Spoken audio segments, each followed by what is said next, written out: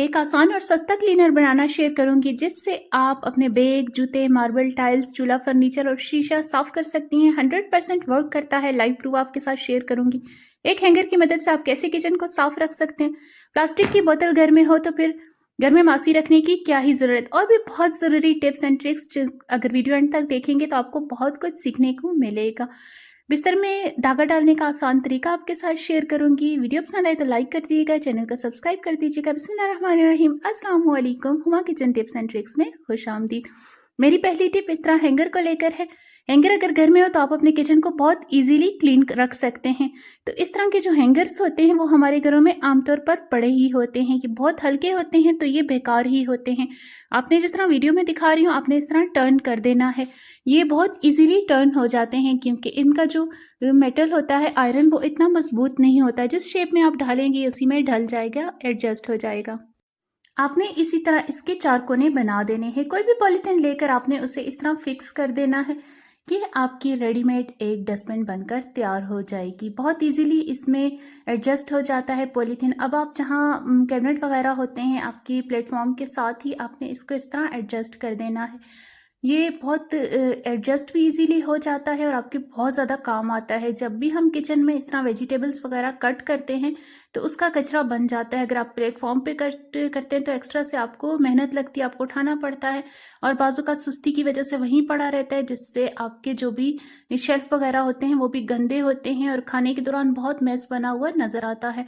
तो इस तरह अगर आप पॉलीथीन लगा लेते हैं कैबिनेट के साथ, साथ के साथ आप कचरा निकालते जाएंगे, सब्जी बनाते जाएंगे। अब किचन में काम तो होता ही रहता है, हम वेजिटेबल्स कट करते हैं, कभी अंडे वगैरह तोड़ते हैं तो गंद बना होता है। इस तरह आपको एक्स्ट्रा कोई बास्केट रखने की ज़रूरत नहीं है क्योंकि बास्केट्स भी जो किचन की होती हैं फिर स्मेल छोड़ देती हैं। लेकिन इस तरह आप एक बनाकर छोड़ देंगे ऑर्गेनाइज़र एक बेकार हैंगर की मदद से, तो जितना भी कचरा होगा, वेस्टेज होगी, आप उसमें डाल देंगे। इस तरह आपका गीला कचरा भी अलहदा रहता है। सब्जियां तो हम काटते ही रहते हैं तो दिन में बहुत ज़्यादा कचरा होता है।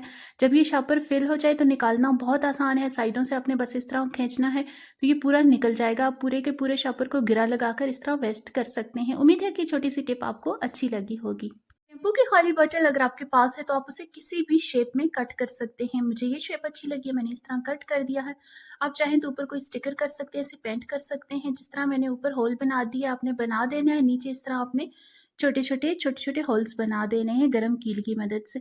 ऊपर से इस सारे एरिया को कट कर दिया है। ये इतना ज़बरदस्त ऑर्गेनाइजर बना दिया है मैंने, जो आप बाहर से बाय करते हैं तो यकीनन आपके हज़ारों रुपए खर्च होते हैं और आपकी काम को भी आसान बना देगा। जब भी हम सिंक में इस तरह बर्तन धोते हैं आप देख सकते हैं मैंने स्पंज जगह जगह रखे हुए हैं। तो इसका आसान हल मैं आपके साथ शेयर करने वाली हूँ। ये एक ऑर्गेनाइजर बना दिया है आपने, तो आपको किसी और चीज़ की लगाने की ज़रूरत ही नहीं है। बस आपने इस तरह से हैंग कर देना है। और अब आप इसमें अपना स्पंज रख सकते हैं, अपनी जो स्टील वूल आप इसमें रख सकते हैं, कुछ भी आप जो बर्तन धोने के लिए इस्तेमाल करते हैं इसमें इजीली। अब जो इसके नीचे होल्स हैं उसमें जितना भी पानी है स्क्वीज हो जाएगा, ये साफ और नीट रहेगा। एक बॉटल हो आपके घर में तो आप इससे बहुत ज़्यादा काम ले सकते हैं। एक काम मैं आपके साथ तरीका शेयर करने वाली हूँ। इस तरह आपने इस हिस्से को कट कर देना है इस शेप में। ये आपके बहुत काम का एक ऑर्गेनाइज़र बनने वाला है जो ज़ीरो कॉस्ट है लेकिन आपकी मेहनत को कम कर देगा। जब भी हम इस तरह टब भरते हैं या बाल्टी भरते हैं तो हमें सिंक के अंदर रखना पड़ता है या वॉश बेसिन के अंदर, तो टूटी इतनी बड़ी नहीं होती, बहुत मसला होता है इसको भरने में और बार बार उठाने उतारने में भी मसला होता है। इस तरह आपने बॉटल इसमें एडजस्ट कर देनी है। नीचे आप टब रखें, बाल्टी रखें, पानी लेना बहुत आसान हो गया है। जब आपका पानी लेने वाला काम ख़त्म हो जाए तो आप इसको अलहदा कर दें। इस तरह आप फर्श धों, कपड़े धोएं, बहुत आसान हो जाएगा। नेल कटर भी हमारे घर में हर किसी के घर में पड़ा होता है और 2-3 नेल कटर तो फालतू होते हैं जो काम नहीं करते, लेकिन आप इस तरह उन्हें काम में ला सकते हैं। नेल कटर जो होता है इस तरह आप वायर को अगर खोलते हैं तो बहुत ईज़िली नेल कटर की मदद छिल जाती है बनिस्बत चाकू या छुरी के। तो ये भी एक ज़बरदस्त एक टूल है। अगर आप अपने टूल्स के साथ इस तरह का बेकार कटर रख देते हैं तो आपका तार काटने वाला जो काम है वो बहुत ईजी हो जाएगा और आपकी बहुत ज़्यादा टाइम भी बचेगी। एक्स्ट्रा आपको कोई भी टूल बाय करने की ज़रूरत नहीं है। इसी तरह आप नेल कटर को इस तरह खोल के रखते हैं तो आप इजीली अपने मोबाइल को इसमें स्टैंड कर सकते हैं, तो एक मोबाइल होल्डर भी बनकर तैयार हो गया है। तो हमारे घर में बेलन तो अमूमन हर घर में ही मौजूद होता है, लेकिन इस बेलन के साथ एक मसला ये हो जाता है, इसके नीचे जो पहिए लगे होते हैं वो वक्त के साथ टूट जाते हैं। मेरा जो बेलन है इसके साथ पहिए थे ही नहीं, लेकिन मुझे लगाने बहुत ज़रूरी है क्योंकि ये सरफेस पे लगा होता है, हिलता भी बहुत ज़्यादा है और नीचे अगर सरफेस गंदी होती है तो ये गंदा भी बहुत जल्दी हो जाता है।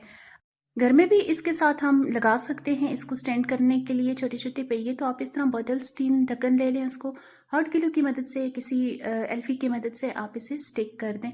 तो ये बहुत ईज़िली स्टिक भी हो जाते हैं। इस तरह आपका जो बेलन है वो बहुत अच्छे से सरफेस पे रखा भी जाएगा। अब इसके गंदा होने के चांसेस भी बहुत कम हो गए हैं और दूसरा, जब भी आप रोटी बनाएंगे तो ये हिलेगा नहीं, ये अपनी जगह पर मजबूत रहेगा। तो इस तरह आप अपने बेलन में अगर पहिए वगैरह टूट गए या नहीं लगे हुए तो दोबारा आप इस तरह लगा सकते हैं। मेरे बेलन पे ये वुडन था तो कांटा बहुत स्टिक होता था, मैंने यहाँ पर एक स्टिकर लगा दिया है, वॉलपेपर स्टिकर, जो आपको दराज वगैरह से आसानी से मिल जाता है। इसी तरह मैंने बेलन पे लगा दिया है। इसकी वुड ख़राब हो गई थी, टूट गया था, तो वेस्ट करने के बजाय मैंने इस तरह से काम में ले आई हूँ। तो क्लीनर बनाने का ज़बरदस्त तरीका मैं आपके साथ शेयर करनी है जो ज़ीरो कॉस्ट है, लेकिन आपके बहुत ज़्यादा मसाइल को हल करने वाला है। अब आपकी क्लीनिंग की जितने भी परेशानियां हैं वो ख़त्म होने वाली हैं। आपने किसी साफ बाउल में शैम्पू 1 पैकेट ले लेना है। खैर, आप अपनी मर्ज़ी के अकॉर्डिंग भी ले सकते हैं, कम ज़्यादा कर सकते हैं। मुझे ज़रा ज़्यादा बनाना है तो इसलिए मैंने पूरा शैम्पू यूज़ किया है। यहाँ पर विम डिश वॉश लिक्विड का इस्तेमाल कर रही हूँ। 10 ड्रॉप्स काफ़ी होते हैं, लेकिन ये मैंने इसे पानी में डाइल्यूट किया हुआ है, इसलिए मैंने मिकदार ज़्यादा रख दी है। अब तकरीबन हाफ चम्मच के मुताबिक आप इसमें वाइट पेस्ट का इस्तेमाल कर सकते हैं। शैम्पू और विम जो होता है ये स्ट्रॉन्ग एक क्लीनर है जो बहुत अच्छी क्लीनिंग प्रॉपर्टीज़ रखते हैं। इसके साथ मैंने वाइट पेस्ट का इस्तेमाल कर दिया है, वो भी बहुत अच्छी शाइन पैदा करती है। तो इनकी जो स्ट्रॉन्ग प्रॉपर्टीज़ है इसको इन्हेंस करने के लिए थोड़ी बहुत मिकदार मैंने इसमें वाइट सिरका की ऐड की है। तो इसकी मिकदार आप अपनी मर्ज़ी के अकॉर्डिंग कम या ज़्यादा कर सकते हैं। जो मैंने मिकदार रखी है ये बहुत बेस्ट है। आप एक दफ़ा ये क्लीनर बनाएँगे तो आपका महीना आराम से गुज़र जाएगा। ये तमाम वो चीज़ें हैं जो हमारे घर में अक्सर मौजूद होती हैं और इसमें हमने बाहर से कोई खर्च भी नहीं किया, लेकिन इसकी सफाई देखकर आप यकीनन हैरान रह जाएँगे। इसे आपने किसी भी सॉफ्ट बॉटल में फ़िल कर देना है। मुझसे फ़िल करते हुए थोड़ा बहुत गिर गया है तो इसी से मैं इस सरफेस को क्लीन कर दूँगी। आप इसकी शाइन भी देख सकते हैं। इसी तरह जो बैग्स होते हैं उन पे हाथों के निशान होते हैं मेकअप के, तो वो भी आप इससे क्लीन कर सकते हैं। अक्सर जो वाइट जॉगर्स होते हैं, जूते होते हैं, वो भी बहुत गंदे होते हैं।